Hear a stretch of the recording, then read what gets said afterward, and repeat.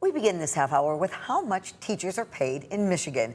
New research highlights what some are calling a concerning trend. Today, I learned more about teachers' pay in our state and how it's steadily decreased the last 3 decades when inflation is taken into account and the impact that has on our students.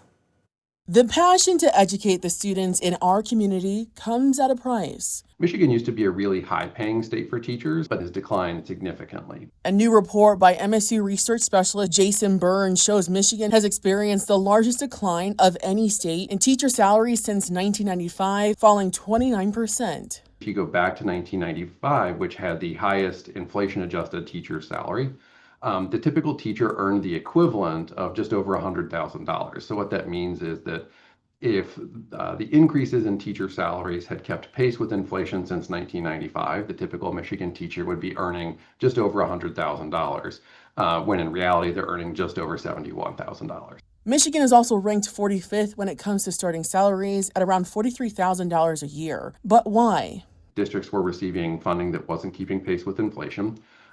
They were required to use more of that funding to pay down legacy debt in the retirement system. And where there has been new funding, that has tended to be earmarked for things outside of regular instruction. Grand Rapids Education Association President-elect Jane Neiman says virtual and charter schools are also huge factors. Unfortunately, there's a price tag on every child's head. You get a per pupil amount from the state. And as districts lose that funding, that's less funding they lose for teacher salaries. And she says all this adds to the teacher shortage. This is why you're seeing people leave the profession. You're seeing people not enter the profession, because why would you do all of that education, get that certificate, then, make poverty level money? Burns says the impact doesn't just stay with teachers. When students do well, the community does well, the state overall does well. The most important factor that drives student outcome is having a good teacher. Which is why Neiman says her association is advocating for better salaries to keep those good teachers in schools. I think instruction needs to be the priority in the budget. Cutting out some of the middle administration, consolidating buildings.